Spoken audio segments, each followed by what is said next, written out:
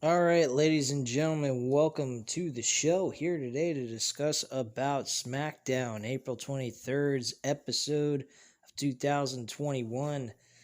Um, just a little bit of concern here about Daniel Bryan. Not about the match that was scheduled for next week's SmackDown for the Universal Championship with Roman Reigns, but it's his last hurrah. This is coming down to the wire. I think Daniel Bryan is going to be retiring. I don't think Daniel Bryan is going to be doing any in-ring action ever again, or at least for a very long time. Daniel Bryan, from what I read on NoDQ.com, and I'm going to find the link for that because I I read it earlier this week. And I'm going to try to find that link and put it in the description below for you guys to read it. But in that article, he did a podcast with someone, and they discussed about how he felt about WrestleMania and his performance. And he said he felt very detached from the audience, from the reaction of the crowd. Actually, he was a bit surprised by the crowd's reaction. But he just didn't feel into it. He didn't feel excited, motivated. He kind of felt out of it, sort of. He also was a little worried he was gonna die, which is kind of scary. I don't know if that's because of fear of previous injuries he's had in the past, or just a psychological issue he's having with depression. From what I've heard, he does have depression problems. I hope he's not having a case of Chris Benoit type of thing going on with him mentally. I don't think he's at that kind of extreme. But I think he definitely wants to see a psychiatrist, possibly if it's a mental thing going on with him. I hope eventually he does take care of that just to play it safe, because I've heard he does have depression problems. And secondly, from those comments he made in that podcast, it sounds like depression to me, possibly. Or he just might be tired of wrestling. That could be another possibility. I don't blame him. He's in his late 30s, early 40s, around the same time that John Cena felt it was time to hang it up as well. I mean, he's been through a lot in the wrestling business. He's also gotten really bad injuries, worse than John Cena's ever had. I mean, John's injuries have been, torn muscles, ligaments, and stuff like that. Daniel Bryan has had neck problems that deal with the spine. Same thing with like Edge. And I mean, he's had some severe injuries he's had to deal with, concussions too, that were really bad.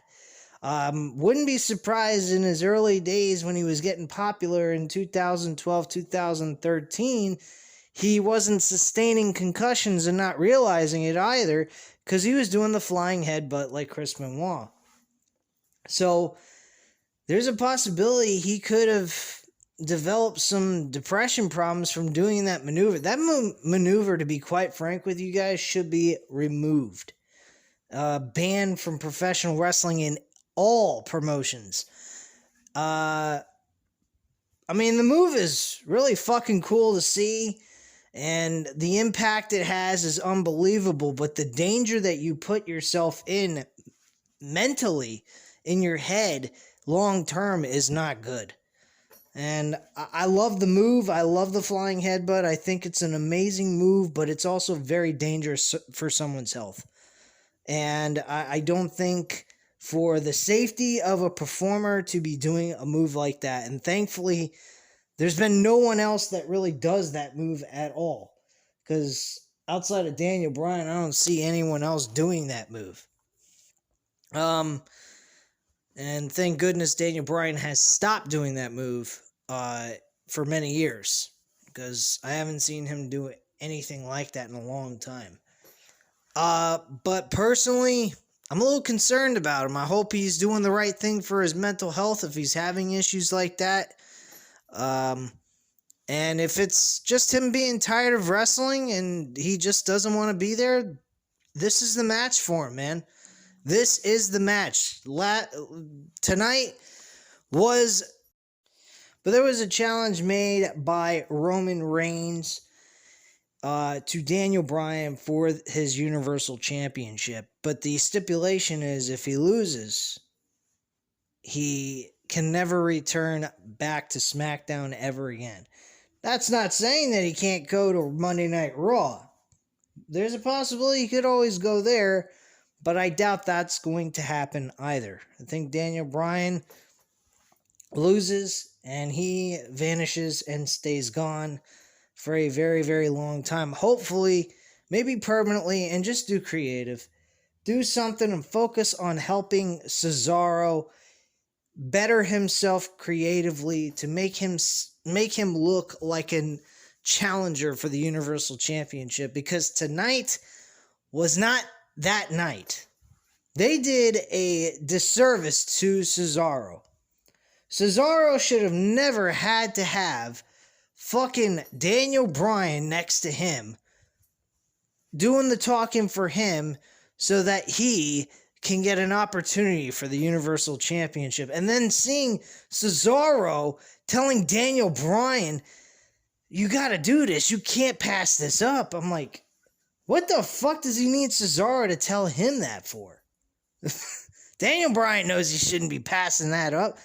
They make these guys look like, they make these fucking faces look so goddamn weak, man. They make them look like they're fucking losers who can't have no backbone, aren't tough. They're like wussies, man. Well, you can't pass that up. Don't pass it up. No shit, Sherlock. It's an opportunity for the Universal title, which he didn't even think himself deserved, but he decided, what the hell? It's my last opportunity, my last shot. Let's go for it, one-on-one. Let's do it. We'll see what happens next week on Smackdown, but I highly doubt he's going to win the Universal title. I'm pretty sure Roman Reigns is retaining the championship.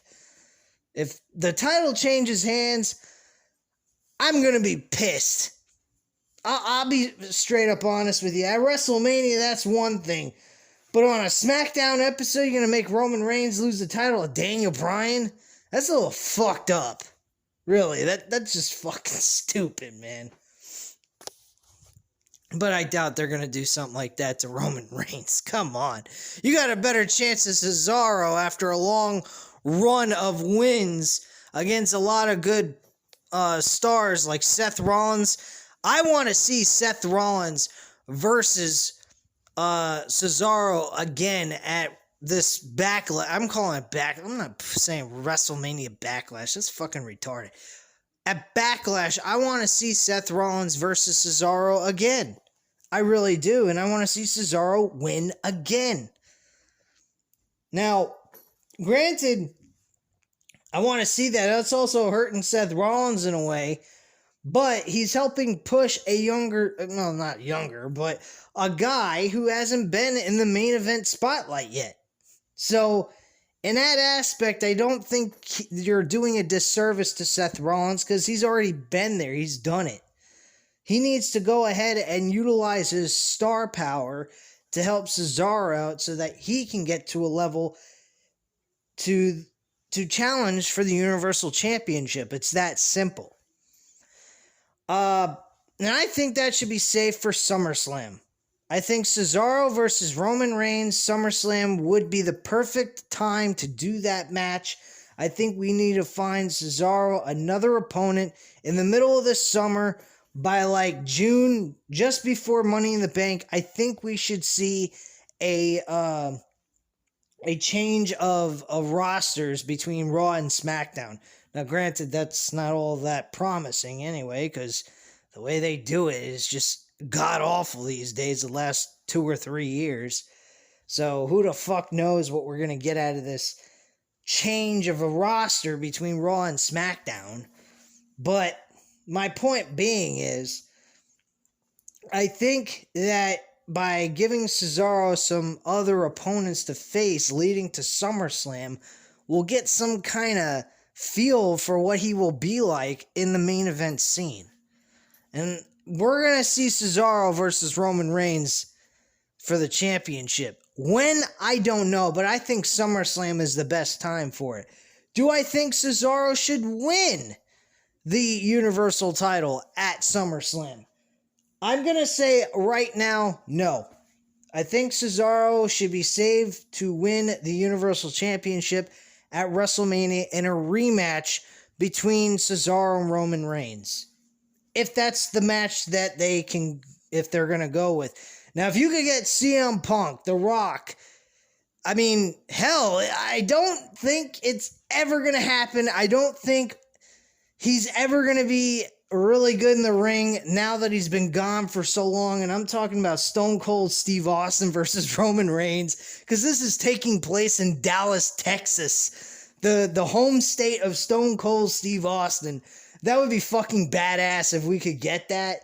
But I don't think he'll be able to provide us the same kind of match he's provided us in the past. I really don't. I think Roman Reigns would have a hard time bringing him to a really good match. I don't think people would be too excited on the actual match itself. The build towards it would be excellent, but the actual match itself, I don't see that happening in any way, shape, or form. People being excited about it. I think people will be bored out of their minds watching that match, because I don't think Austin can deliver the same kind of match he's done in the past.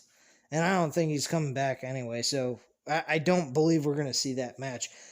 The only other match I'd put above Cesaro is CM Punk versus Roman Reigns, where CM Punk wins at the Royal Rumble, moves on to WrestleMania, and faces Roman Reigns for the Universal title in the main event of WrestleMania and loses to Roman Reigns.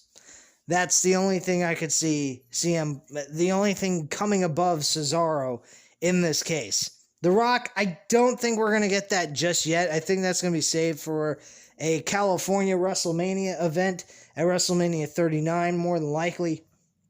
But, bottom line, Cesaro is the guy they need to focus on throughout this entire year. This year is very, very important for Cesaro creatively. If they do it right, they can get him a Royal Rumble win that'll mean something and make people think this guy's got a shot. Yeah, he may have lost to Roman Reigns at SummerSlam, but you're thinking about this in a sports sense. If Roman Reigns beats Cesaro in a very close match, but Cesaro loses, doesn't mean he's a piece of shit. Doesn't mean he can't beat Roman Reigns. Just means he wasn't ready.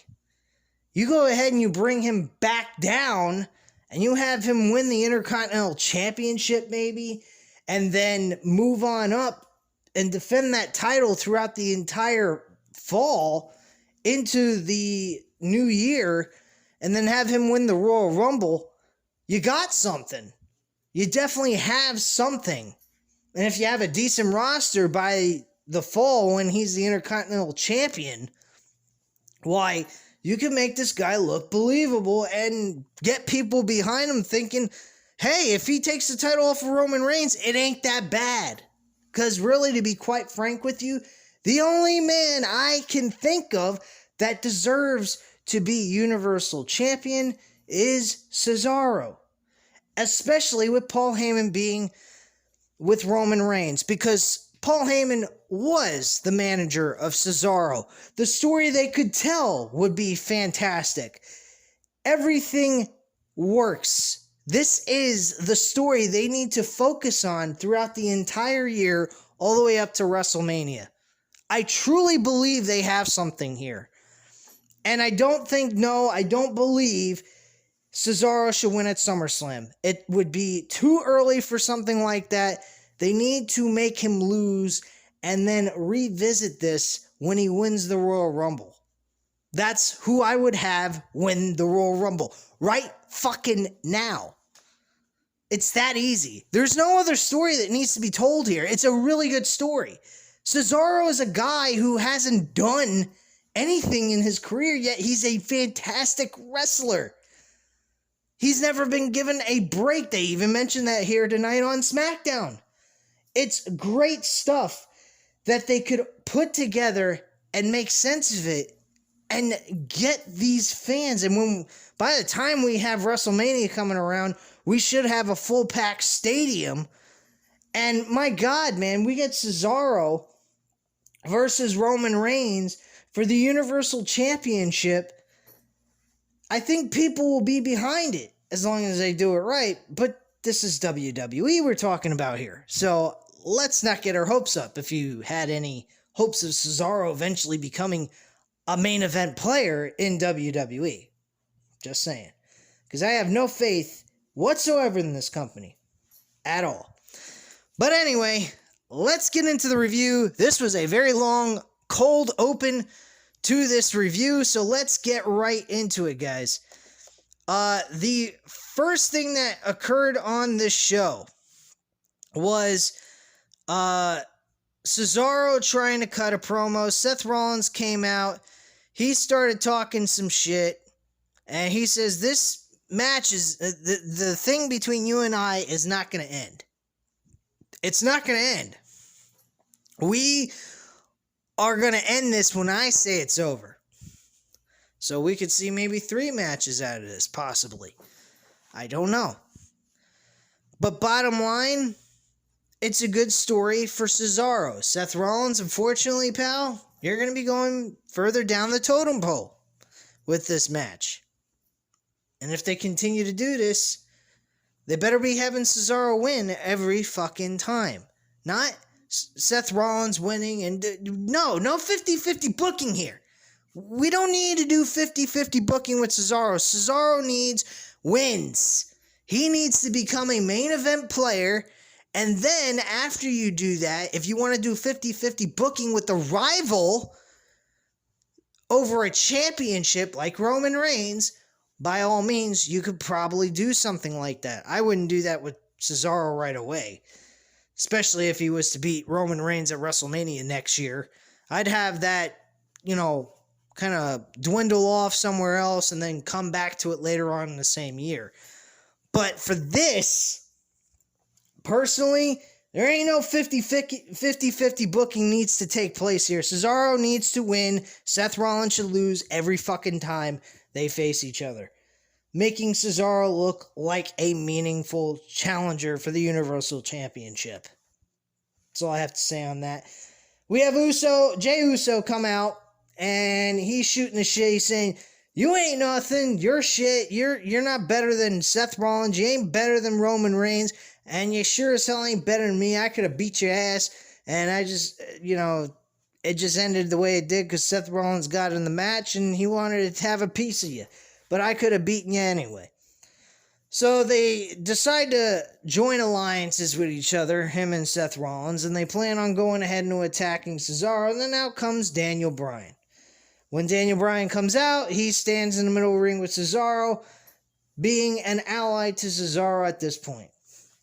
They start walking away, and Daniel Bryan says, whoa, what's going on? I thought you guys wanted to fight. You came out here, you acting like you want to beat up on Cesaro. I just came out here to even up the odds a bit.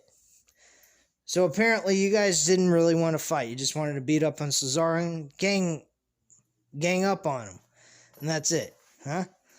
And then he starts complimenting Cesaro. He says, I have great respect for Cesaro. He might as well should have planted fucking his lips all over his ass. I mean, he was kissing his ass so fucking much, it was disgusting. I mean, we don't need Daniel Bryan to build up Cesaro. We don't. We need Daniel Bryan to be Daniel Bryan, Cesaro be Cesaro, and Cesaro to talk for himself and build up himself on his own. He don't need Daniel Bryan. You want to get him a real manager to do that for Cesaro? By all means, go for it. But to have Daniel Bryan act as if he's his manager, don't like that aspect whatsoever. Thought that was kind of crappy. But I did like the fact that he said, hey, I have respect for him. That's one thing. To say you have respect for him is one thing, but to literally kiss his ass and say he's worked harder than you and the other two and Roman Reigns is god-awful and stupid. Bottom line, fucking retarded. I did not like that whatsoever. So he goes ahead and he goes on to say, well, then you know what? How about this? How about we do a tag team match? Why don't you and I, and why don't Cesaro and I face you guys in a tag team match tonight? They're kind of backing off. They don't want nothing to do with it. And then we get back from commercial break and we have the match anyway. Daniel Bryan wins the match with the flying knee. And Seth Rollins backed out of the match. Match went probably, I believe, about 25 minutes. About that. It lasted a while. I think until like 8:40. And then we went to another match afterwards. But yeah, Seth Rollins bagged out. He says, I don't need this shit. I'm Seth freaking Rollins. I was laughing, actually. I thought that was rather funny. But him bagging out was a little weird. So, I don't know. Bottom line, though, I thought the match was really good. I thought this was actually main event quality, to be perfectly honest with you. Till the ending. I thought the ending was a little weak with Seth Rollins bagging out on Jey Uso. I felt bad for Jey Uso in this situation. But it was what it was, and that's all there is to it. Then they start having Cesaro swing Jey Uso around afterwards and saying to Roman Reigns, why don't you come out here and defend your cousin? Huh? Why don't you do that? Come on. You're going to kick our asses? You said we were going to get our asses kicked. By the way, Roman Reigns came out afterwards and before the match even started and said, your asses are going to get wiped anyway and blah, blah, blah.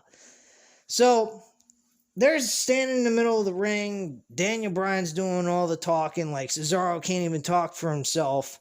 I don't know what the fucking deal is with this accent shit, which has been going on since 2014 with Vince McMahon. Let the fucking man talk. He knows how to talk. He sounds sophisticated. He sounds intelligent. Yeah, he may not be a fast talker. He may be a very straightforward, short and sweet to the point, and that's all he really needs to do. You want to give him a manager that can be a little bit fast on the mic type of person and really cut really great promos. I can understand giving him a manager, but to totally cut this guy down to fucking nothing and give him nothing to do on this show after all these years, I think is a goddamn crime. Really, this guy deserved a lot better than what he's been getting. And personally, I think that he deserves to have a run for the Universal Championship by next year and really go ahead and put on like a Kofi Kingston type of match. That's really what I see Cesaro as. I see him as a Kofi Kingston guy that will get a shot for the title, only he has earned it. It didn't just happen in one night and poof, he instantly got a title match at WrestleMania like Kofi Kingston did against Daniel Bryan at WrestleMania 35. I'm talking about a legit guy like Cesaro who has actually earned it through the entire year and has poised himself and made himself look like a superstar, which he is. There's no reason why this guy has not been a main event player in WWE for all these years. There ain't no fucking reason whatsoever. This guy should have been a multi-time world champion at least 2 or 3 times in the last, since he started in 2014 when it really was hot in 2014. He should have had some kind of run with that fucking title at one point or another throughout all these years, for the last 7 years. He should have at least had 2 or 3 reigns. And, he got nothing. And I think that's really sad and fucking pathetic by WWE to do that to the man just because he has an accent issue with them. What a fucking joke. Vince McMahon should be ashamed of himself, fucking self. So, Sonya Deville and Adam Pearce are talking backstage with the WWE Intercontinental Champion Apollo Crews. Walks in with Commander Aziz, and I'm going to just call him Commander Disease because I don't know what the fuck they're thinking by putting this guy with Apollo Crews, but it's killing Apollo Crews' gimmick, and the match that he had with Kevin Owens really made it bad. I will explain that in further detail when we get to it. Crews is furious about having to defend his title tonight. He threatens to have Aziz hit Big E with another Nigerian nail if he has to face him again after beating him at WrestleMania. And Pierce says Big E will get a shot, but he's not getting it tonight.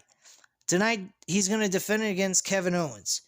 Crews stares at Pierce to the end of the segment, and that is pretty much the end of that. We go from that to Nia Jax and Tamina Snuka. I skipped this match because I was a little bit further behind than what it was live on YouTube TV.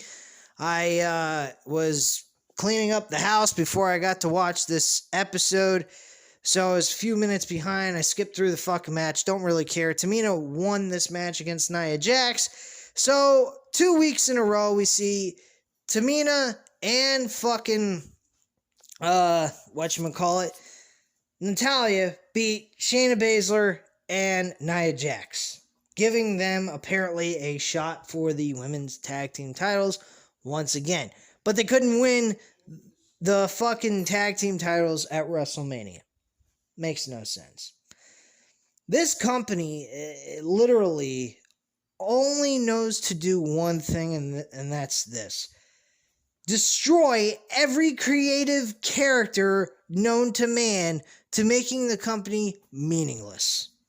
And to be perfectly honest with you, they're doing a fucking fantastic job. They're doing a great job at doing that, which is the complete opposite of what we're all wanting them to do, which is be successful. They're being unsuccessful in every which way creatively they possibly can. They're even fucking up Nia Jax. Not that I give a fuck, but you got her tied up with Shayna Baszler. Shayna Baszler lost last week on Smackdown to Natalya in a roll-up pin. A fucking roll-up pin. You gotta be kidding me with this shit. I can't stand some of the creative decisions this company has made over the last 7 years, because I started seeing a lot of creative issues, and my eyes became wide open in 2014 when Daniel Bryan lost his opportunity to win the Royal Rumble and face Randy Orton just one-on-one at WrestleMania, because that really was the story going into WrestleMania 30. Batista did not need to be there in the first place. Batista could have been a great asset to Daniel Bryan beating at the Royal Rumble and getting over with and throwing him over the top rope somehow, but to have Daniel Bryan not main event WrestleMania and then later on decide to add him anyway was really fucking stupid. I despise that very much. So we have a backstage segment with Kevin Owens. Kevin Owens has got a match with Apollo Crews. He's really excited. He's getting a shot. Big E shows up, though, during this promo. And he starts to come over and laugh at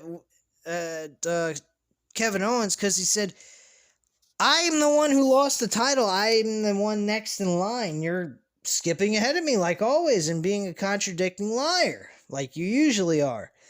And these two are showing some really big-time friction between each other, which, personally, I would love to see a match between Kevin Owens and Big E the way Big E is now. Because later on during the night, he attacked Apollo Crews and wasn't acting funny. He was acting all goofy.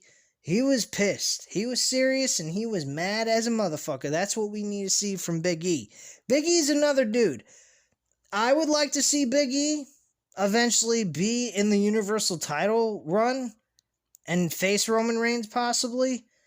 But the way he is now, I'm not thinking he's ready yet to be the guy to beat Roman Reigns. So it's a toss-up between Cesaro and Big E. I think you could tell a really good story between these two.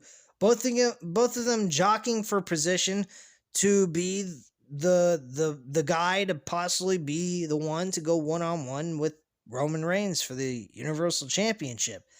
You have these guys be the last two guys at the Royal Rumble.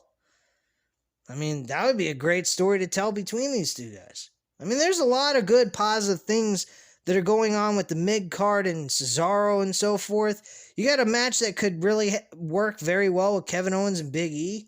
I think that would be a great match to see. And there's some good stuff here, but like always, WWE fucks it up. They always do. They never fail to fuck things up. And it's done deliberate. There's no fucking way in hell you're gonna tell me they do it because they're fucking retards.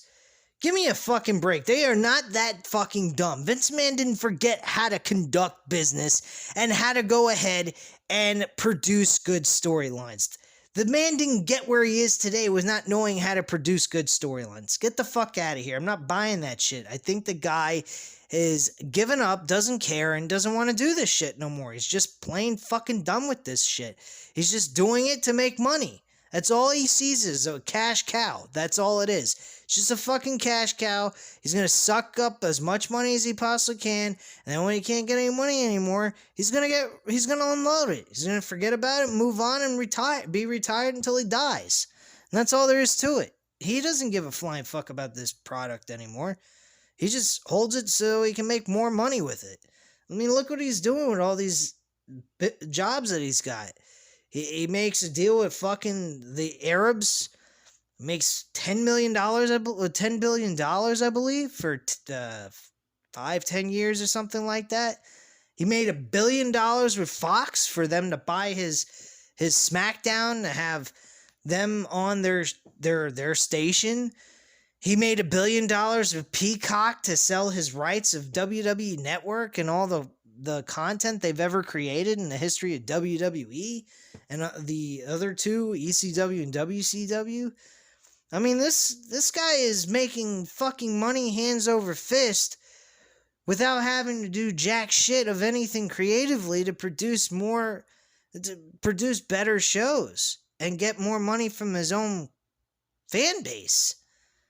This guy don't give a fuck about his fan base. That's why he's giving us this shit. It's that simple. Anyway, Kevin Owens versus Apollo Crews for the WWE Intercontinental title. By the way, Daniel Bryan comes over to Adam Pearce before that match and discusses that does he feel that he's going to get a shot for the title? Is Cesaro going to get a shot for the title against Roman Reigns? And Pearce says it's not that easy, but he will try, and Bryan tells him to do more than try. So, once again, Daniel Bryan's talking up for Cesaro. Cesaro doesn't seem to be able to talk up for himself. That is a big problem for me. Creatively, I think that is a bad thing you're doing to Cesaro. You're making him as a guy who doesn't seem to give a shit as much as Daniel Bryan does.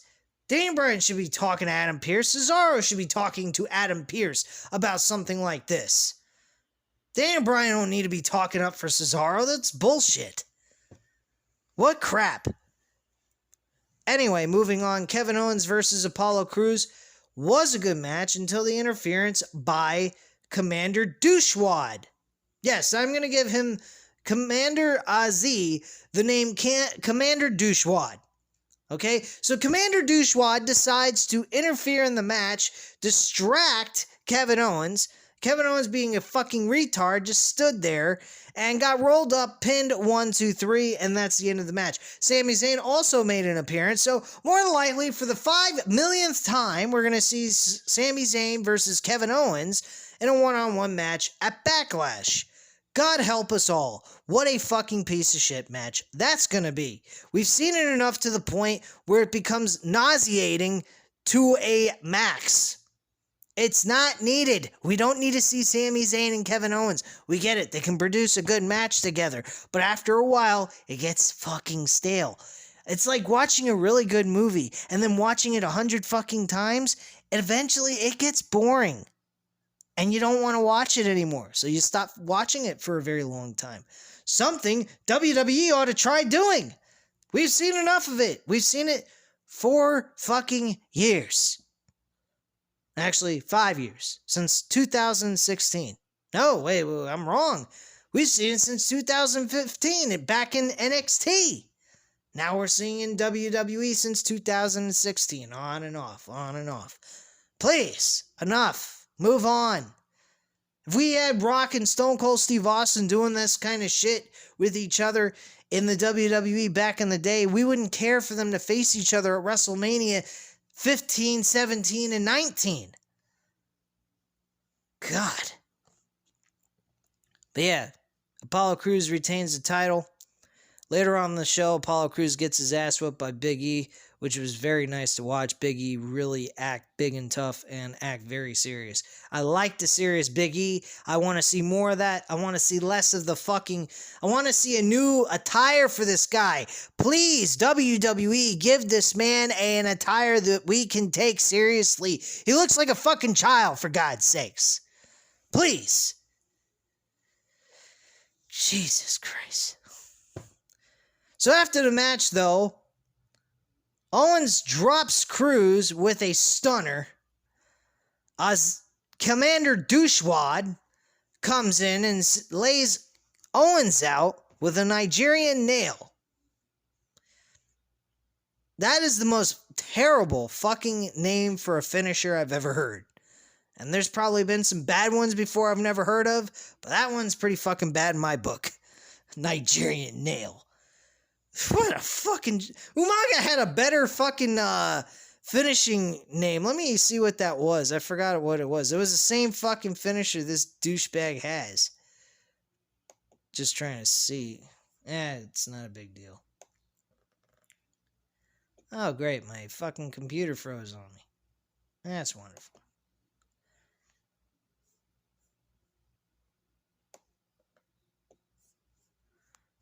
Alright. Let me try this again.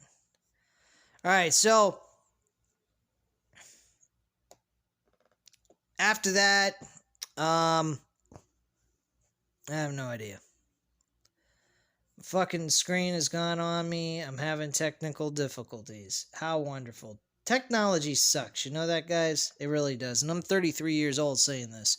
I'm not some old, crippity old man talking this way about technology. I think technology blows. I think it really sucks. So, for whatever reason, my thing ain't working, and I don't know why the hell it's not.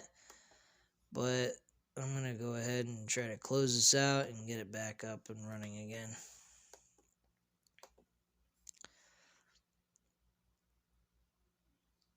Hold one moment while I go ahead and do that.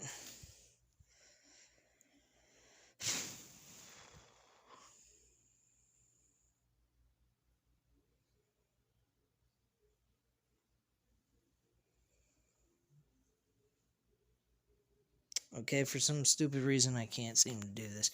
Alright, well,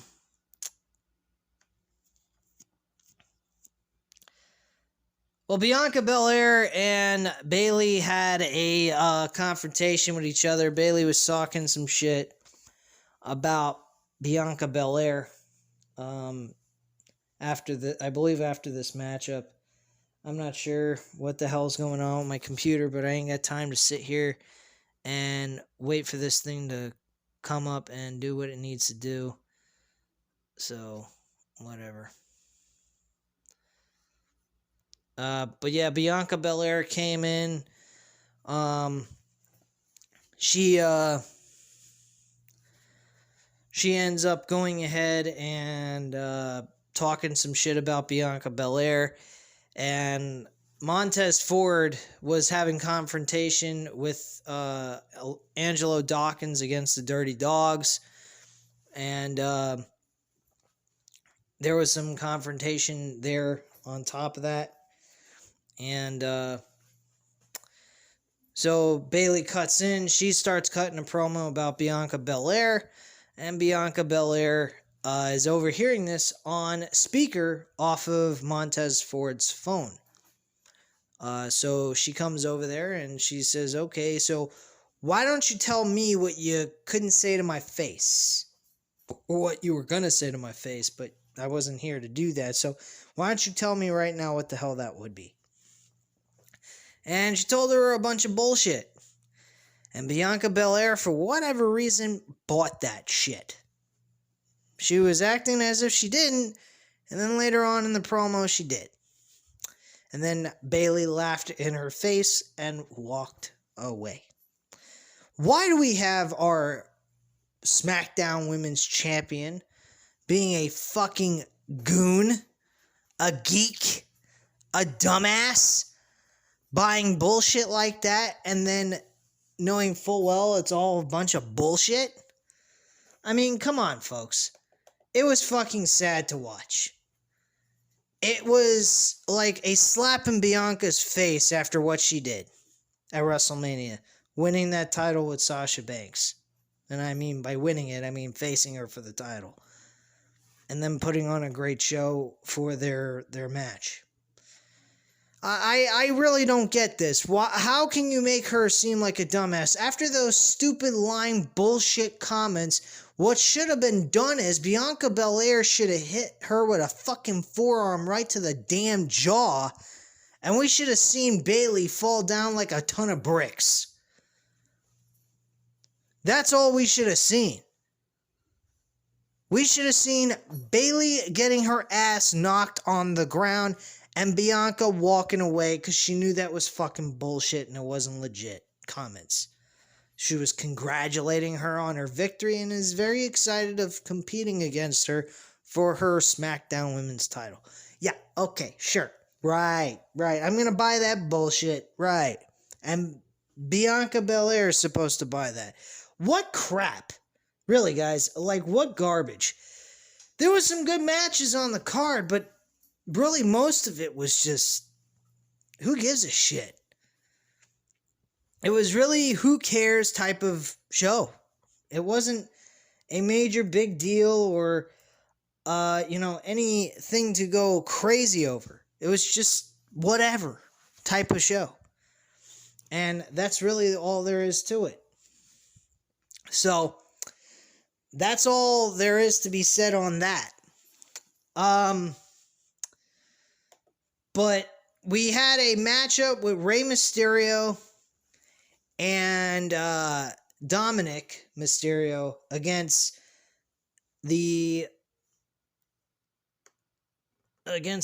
fucking Otis and Chad Gable. This was to crown a number one contender, I guess, for the SmackDown Tag Team titles, which who really fucking cares anyway? Doesn't really make a big difference anyhow what they do with that.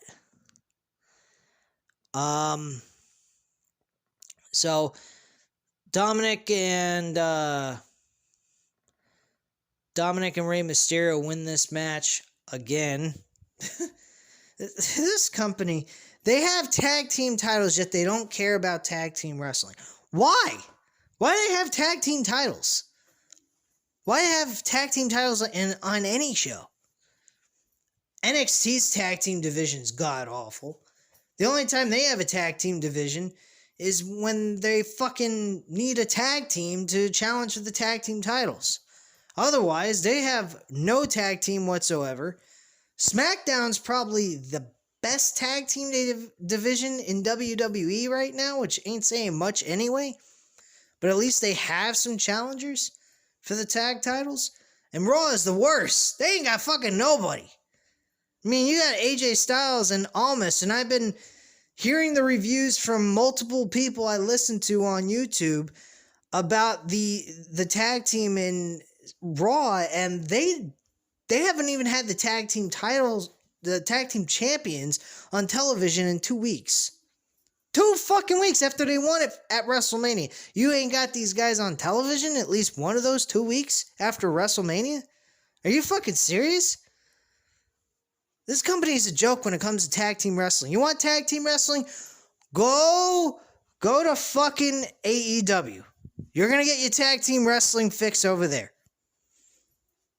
You want to go to Ring of Honor? Possibly you may get a really good fix on tag team wrestling there if you're really addicted to tag team wrestling like it's a drug. But bottom line, WWE, they shouldn't even have tag team titles.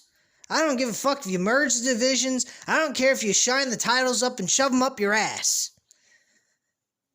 Those tag team titles and tag team wrestling in WWE shouldn't even exist because they don't fucking care about tag team wrestling anyway.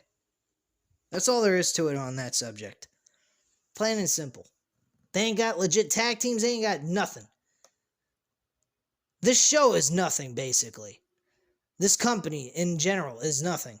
They got talent out the fucking wazoo that they could turn into real stars, and they just got nothing but filler, crap, repeat after repeat after repeat. It's like watching a goddamn rerun, for God's sakes.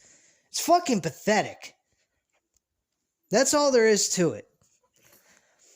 The closing moments of this show was the promo with Daniel Bryan, Cesaro, Roman Reigns, and Jey Uso and Paul Heyman. That was the final segment.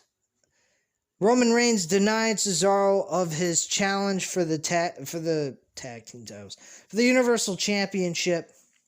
He's not going to give it to him. It's not taking place at all yet.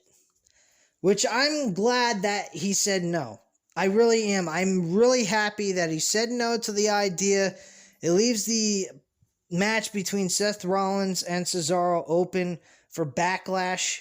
I want to see that match again for Cesaro to win again to prove that he is a main event player, moving him on up further into the WWE and giving him that believable main event status to face Roman Reigns at SummerSlam. That's the time that I want to see this match take place.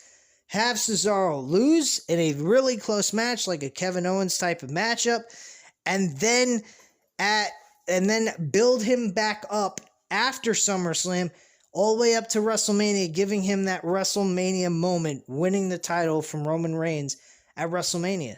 That he's the only guy I see worthy enough to get this kind of build. Big E is not ready for that yet, not by a long shot, not for a while.